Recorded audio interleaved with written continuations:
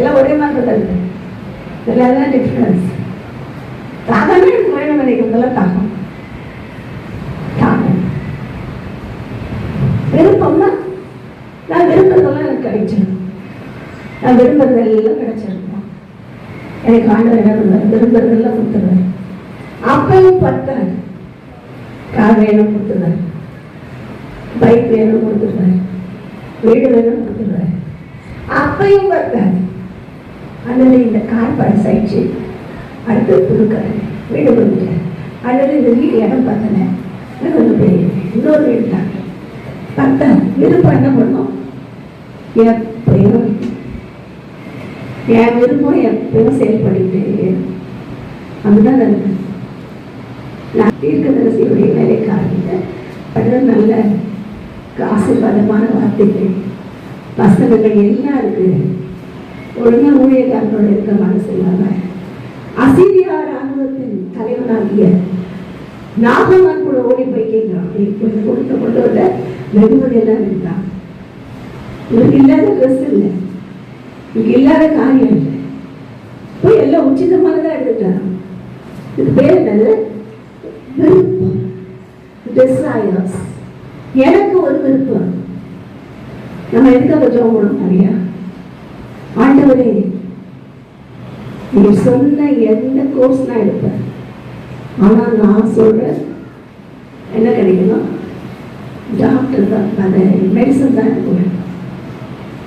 நீ சொன்ன எதுனா எடுத்துக்கிறேன், ஆனா நான் நினைக்கிற டாக்டர் கோர்ஸ் தான் எனக்கு கிடைக்கும். இல்லைன்னா நீ சொன்ன எதுதான் செகண்ட் ஆண்டவரே எனக்கு இந்த இடத்துல இந்த கம்பெனியில தான் வேலை, இதான் பெருசா இருக்கு, இதுதான் வேணும். 4-5 சாய்ஸ் இருக்கும். நம்ம எது கேட்போம், நம்ம கண்ணுக்கு ரொம்ப அழகா இருக்கிறது தான் கேட்போம். சாய்ஸ் யாருக்கு கொடுக்கப்பட்டது, லோத்துக்கு கூட கொடுக்கப்பட்டது. அவர் பார்க்கல, சுற்றி சுற்றி பார்க்கல. ஆபிரகாம் வந்து நீ இந்த பக்கம் போப்பான்னு சொன்னேன், பூமி தாங்க கூடாம போயிடுச்சுப்பா, உனக்கு எனக்கு எதுக்கு வாக்குவாங்க, நீ கிழக்குல போனா நான் கிழக்குல போனேன், நீ வடக்குல போனா நான் தெற்கு எப்படின்னா போகும். அவர் கண்டிஷனே வைக்கல, சாய்ஸ் கூட இருக்கு. ஆனா லோத்து என்ன பண்ணாரு, சுத்தி முத்தி பார்க்கறாரு, எது நல்லா இருக்குது, சோதம் கோமரா பார்க்க கண்களுக்கு இனிமையா எப்படி இருக்கான், ஏதே தோட்டம் மாதிரி இருக்கான், பச்சை பசேர்னு. டிசைன் ஏதாவது எவ்வளவு இருக்கு, இங்கே கரெக்டா சூப்பர். இங்கே எங்கன்னா அண்ணன் போயிடும், சாய் சித்தப்பா போயிடுறாரு, கற்றுட்டு பேசிட்டுலாம் நான் அங்கே போவேன், நான் தான் போவேன். ஆபரகவருக்கு சிறிய தகப்பன் கருத பரிசுத்த நாம் பேசுவோம். இப்படி அவர் போய் டிசைன் பண்ணாரு, எடுத்தார், என்ன வந்தது, பாவம் வந்தது.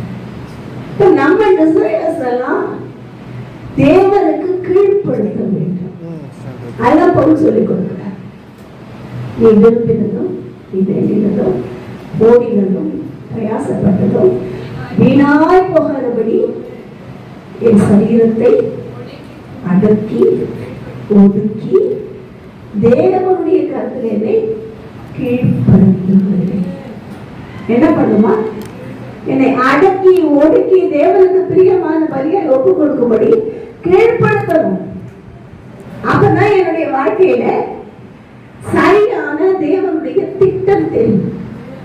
நிறைய தமிழ் எல்லாருமே தான் முதல்ல நாங்கெல்லாம் ஆண்டுகள் வந்து பயங்கர பர்ஃபெக்ட்ல பெரிய ஞானஸ்நானம் எடுத்தோம்னா பெரிய ஒளி இல்லை, ஞானஸ்நானம் எடுத்து நாங்களும் அப்படிதான், எல்லாரும் அப்படிதான் இருப்பாங்க.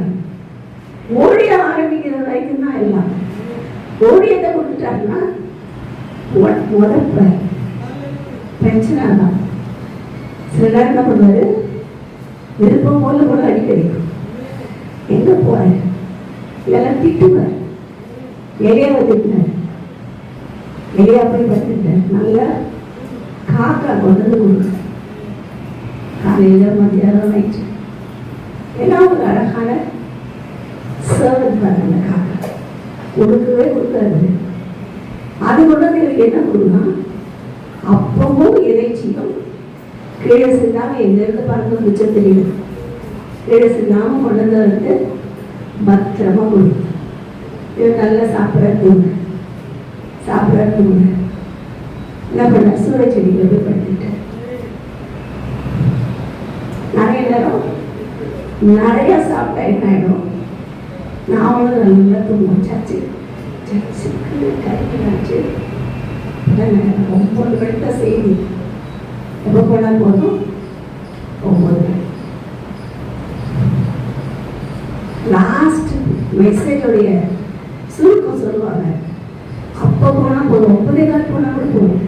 அரை வரைக்கும் முடிஞ்சிட்டு வந்து சமையல் பண்ணி சாப்பிட்டு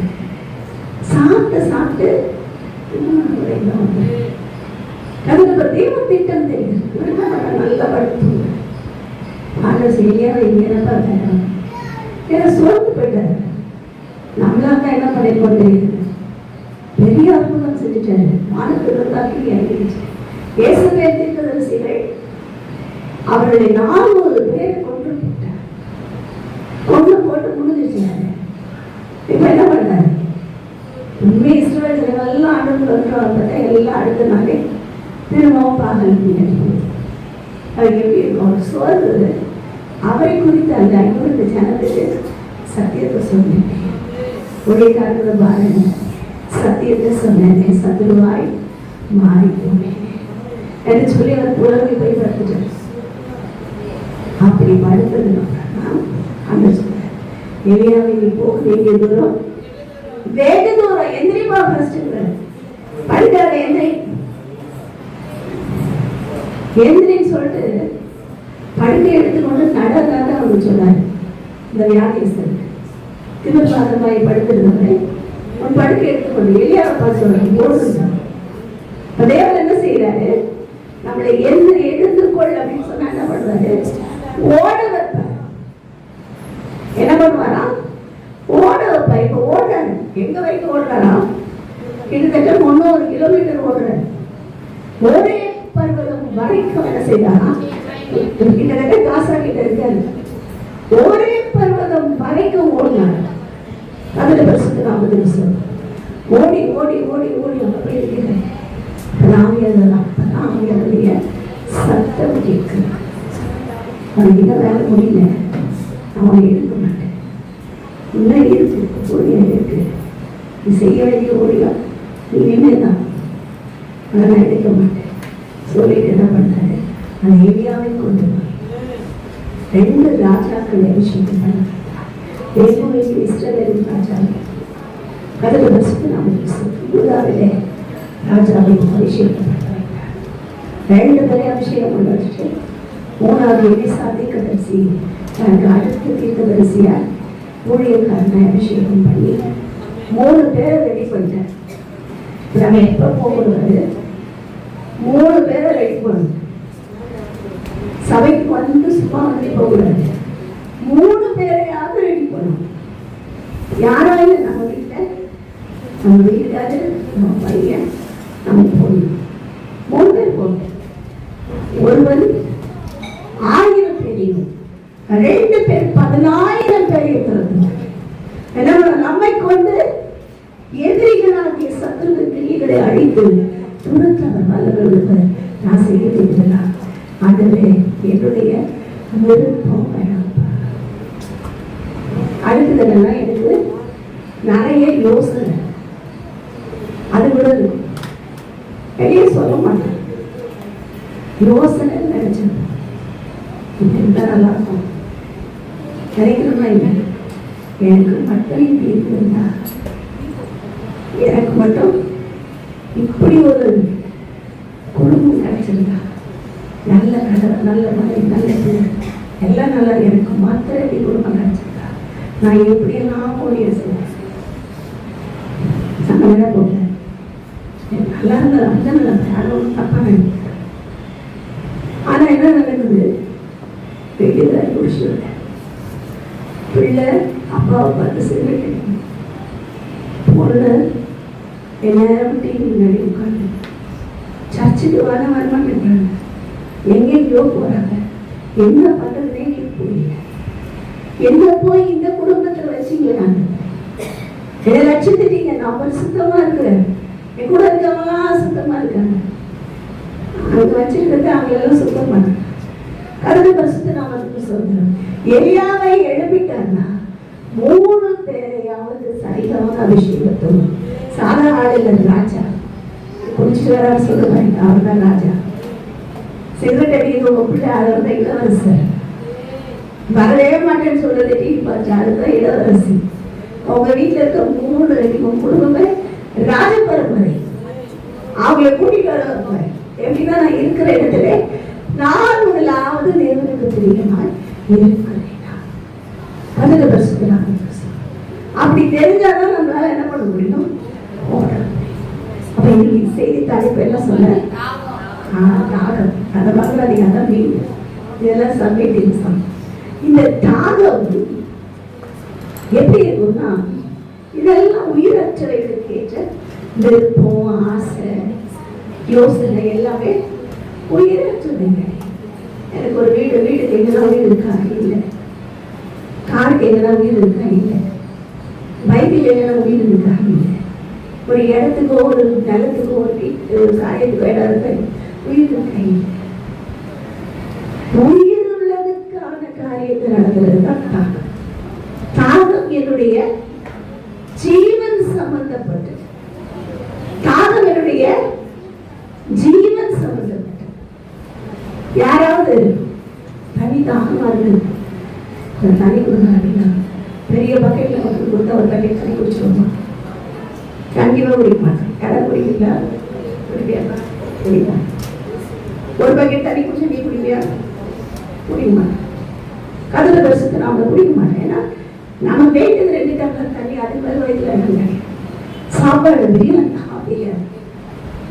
ஒரு பிளேட் போட்டா சாப்பிடணும், 2 பிளேட் போட்டா சாப்பிடணும். கஷ்டப்பட்டு 2 பிளேட் சாப்பிடணும் மட்டன் பிரியாணி. இந்த டைம்ல டைம் பண்ணலாம் நினைச்சாதீங்க. கதிர வருஷத்து இதெல்லாம் சாப்பிடலாம். அதுக்கு மேல கொடுத்தா அவ்வளவுதான். ஏன்னா உயிர் சம்பந்தப்பட்டது. நான் சாப்பிடுகிற போது எதற்கு சம்பந்தப்பட்டது, அது நிறைய கேட்க முடியாது. அதே பிரியாணி ஒரு 4 நாள் 5 நாள் 10 நாள் சாப்பிட்டே இருந்தாங்க. சாம்பார் சாப்பிடணும், நெருப்பு இருக்கிற மீன் குழம்பு சாப்பிடணும். நாங்கெல்லாம் என்ன சொல்லுவோம், பாரு சாப்பிடணும், இன்னைக்கு மற்ற குழம்பு சாப்பிடணும். கதலை பசுத்து நம்ம என்ன எடுத்து செய்ய மாறிடுது. உயிர் உள்ள காரியங்கள் சம்பந்தப்பட்ட தாக்கம் உயிருள்ளவர்களின் சார்ந்ததாய் இருக்குது. அப்படிதான் இருக்கும். வேதம் சொல்லும்போது ஆசிரியெல்லாம் சொல்ல போறதில்ல, மாணவர்களுக்கு நீரோடைகளை வாஞ்சித்து கதருமா போல தேவனை தாகமாய் இருக்குது. எனக்கு தாகம் எதுல இருக்கு? உயிரற்றவைகள் மேல் இல்ல, என்றைக்கும் சதா காலங்களில் உயிரோடு இருக்கிற என் தேவன் மேலே. இந்த தாகம் மாறவே மாற, இந்த தாகம் அழியவே அழியும். இந்த தாகம் கொடுக்க கொடுக்க கொடுக்க குடிச்சு அதான் சொல்றது. அதான் சாப்பிட சொல்றேன். சமாரிய ஸ்திரியை கூட்டு போய் கிடந்து நினைக்கிறார்.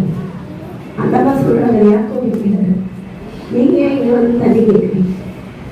தண்ணி தாகத்துக்கு தான் கேட்டவர் யாருன்னு தெரிஞ்சா, நீங்க அவர்கள தண்ணி கேட்கிறார். அவர் வந்து எந்த இடத்துக்கும் தாகம் எடுக்காத ஜீவன் தண்ணீரை கொடுத்திருப்பார். நமக்கு எல்லாம் வசனம்லாம் தெரியும், நாங்கெல்லாம் சொல்ல போறோம். கதிர வருஷத்தை நாம சொல்றோம்.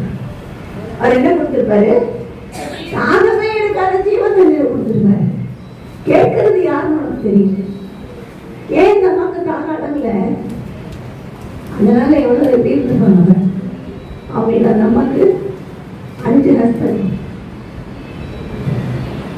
ஏன்னா ஒருத்தர் அப்போ பிரச்சனை, divorce, second divorce, third divorce, 4th divorce, 5வது டைவர்ஸ். அவங்களுடைய புருஷன் யாருன்னு கேட்டால் நம்ம சொல்றாங்க, எனக்கு புருஷன் இல்லை. ஏன்னா 5 பேர் இருந்தாங்க, 5 பேரே டைவர்ஸ் பண்ண. அடுத்தது 6வது தேடி எவ்வளோ நல்லா இருந்தாங்க. அந்த நாட்கள்ல அது சகஜம். கவித வருஷத்துக்கு நாம சொல்லுவோம். அந்த மாதம் தந்தனைக்கு இப்படி இருக்கு. நான் என்ன பண்ணுறேன், தாகமே காத்திரி தெரியுமா? ஜீவன் அதை மாத்திரம் முடிச்சுப்பார். அதில் இருக்கிற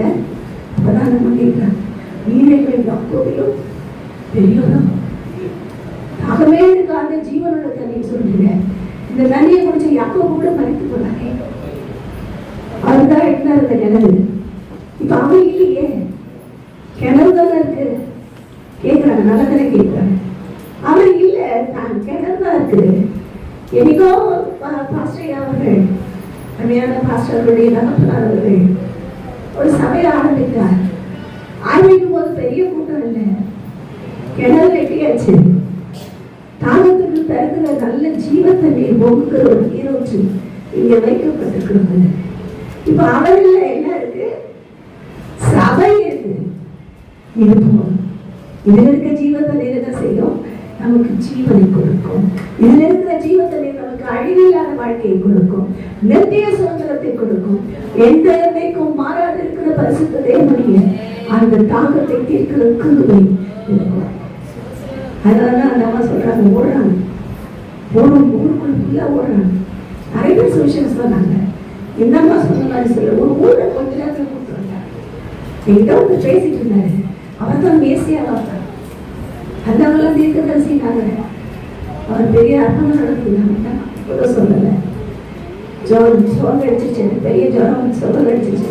இயேசு வந்து பாருங்க கூப்பிடுறேன். என்கிட்ட ஒருத்தர் பேசுறாரு. அவர் பேசும்போது எனக்கு தெரிஞ்சிச்சு அவர் யாரு? மேசியா.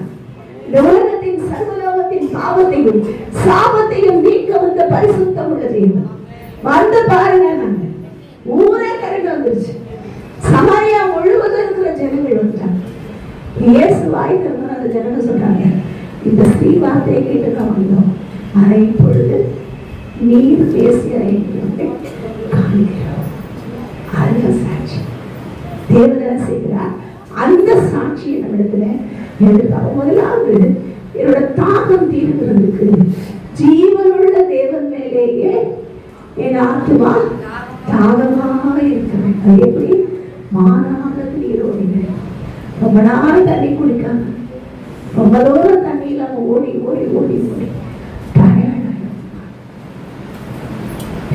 சின்ன நீரோட பார்த்தப்போ அதுவும் குடிக்கிறது எப்படி இருக்கு? அப்படி தாகப்படுது. நம்ம வாழ்க்கையில வறண்டு போயிட்டோம். எல்லாரும் பேசுறதை கேட்டு கேட்டு கேட்டு, நம்மள அவமதித்ததை கேட்டு கேட்டு, நிந்திக்கப்பட்டதை கேட்டு, போராட்டம் நடந்ததை பார்த்து, வியாதி பலவீனத்தை பார்த்து வறண்டு போயிட்டு அன்று சொல்ற என் வறட்சியை தான் பாட்டு பாடு. வறட்சி என்னவா மாறும்? சேமிப்பாய் மாறும். வனாந்தரம் என்ன பண்ணும்? வயல்வெளியாய் மாறும். நீரூற்றுகளை கத்திரத்துல வரவிடுவார். அதுல இருந்துதான் ஒரு பெரிய சந்தோஷம் உண்டாகும். இன்னைக்கு நம்பிக்கையோட சொல்லுங்க, கையை பிடிச்சு சொல்லுங்க, கர்த்தர் எனக்கு ஒரு சந்தோஷத்தை கொடுக்கும். கையை பிடிச்சு சத்தமா, கர்த்தர் இன்னைக்கு எனக்கு ஒரு சந்தோஷத்தை கொடுக்கிறார், ஒரு பெரிய செழிப்பை கொடுக்கிறார், ஒரு தாகம் தீர்க்கிற ஒரு நீரூற்றை கொடுக்கிறார். கர்த்தர் நல்லவர், கர்த்தர் நல்லவர், கர்த்தர் நல்லவர். கர்த்தர் சத்தியம் பண்ணுங்க. ஹalleluya. விசுவாசத்தோடு சொல்றேன், ஒவ்வொருவருக்கும் அப்படியா அது மாத்திரமல்ல. இரண்டாவது ஆத்மா எதன் மேல் தாகமா இருக்க வேண்டும்?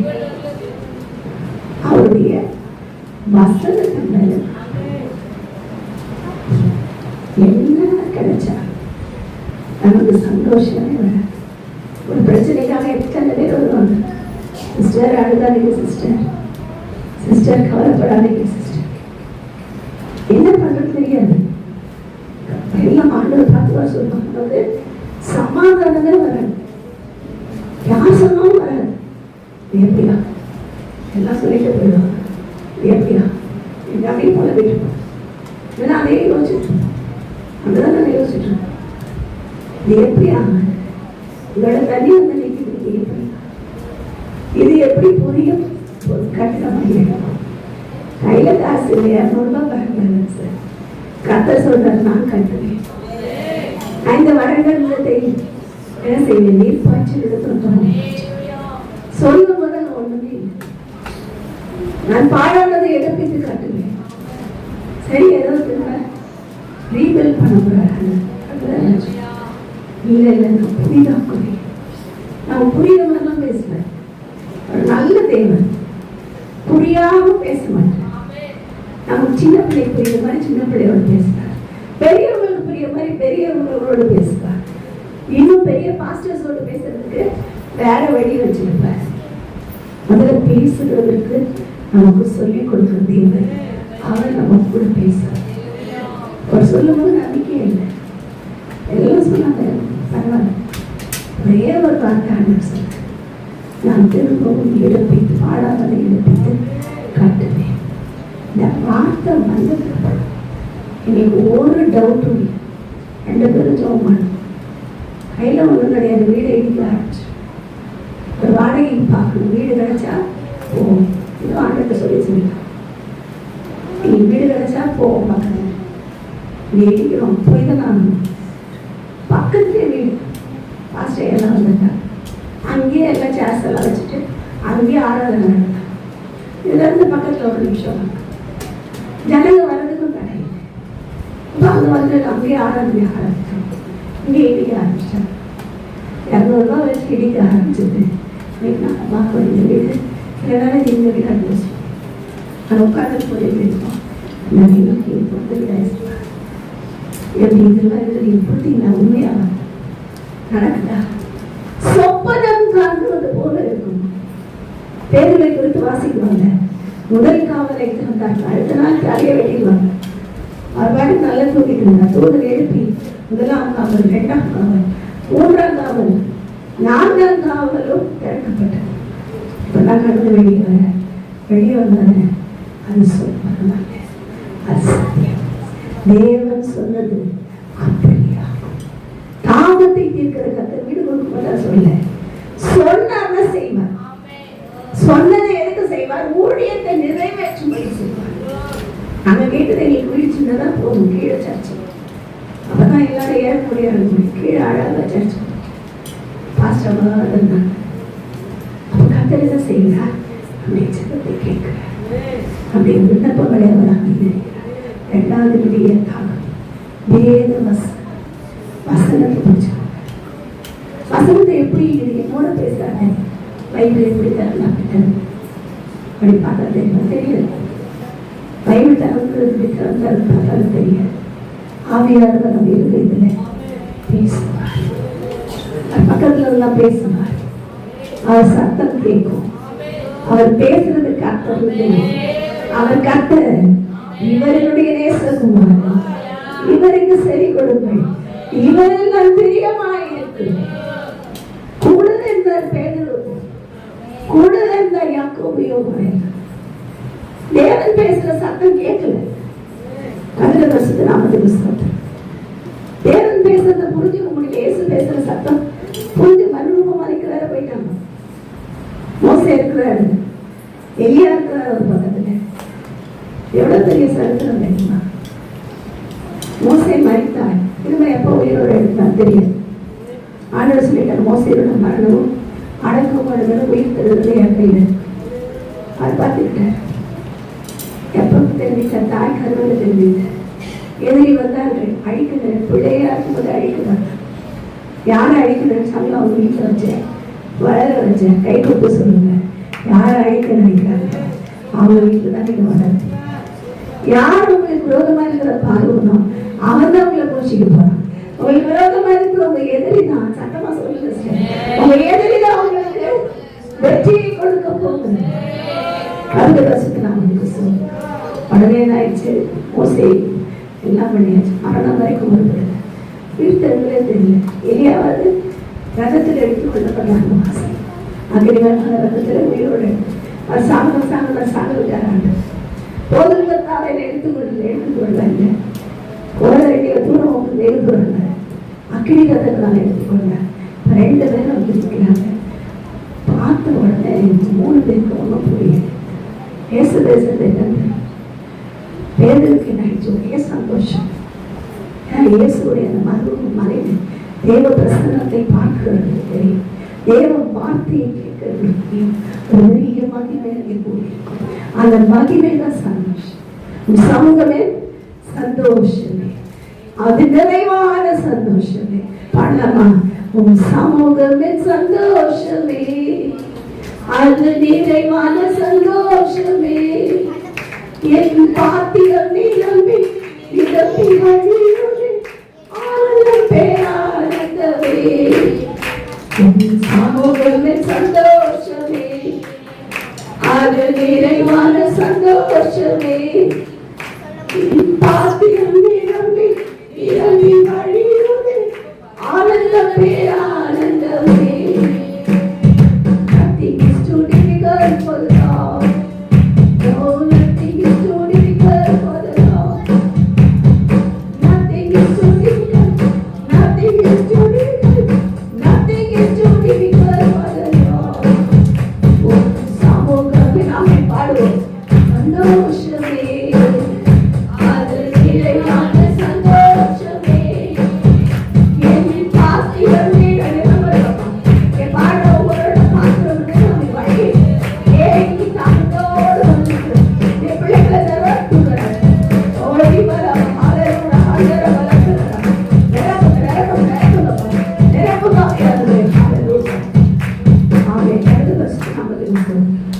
என்ன செய்தார்? சந்தோஷத்தை வார்த்தையாலே அவர் சமூகம் பேருக்கு புரியல. ஒரே சந்தோஷம்.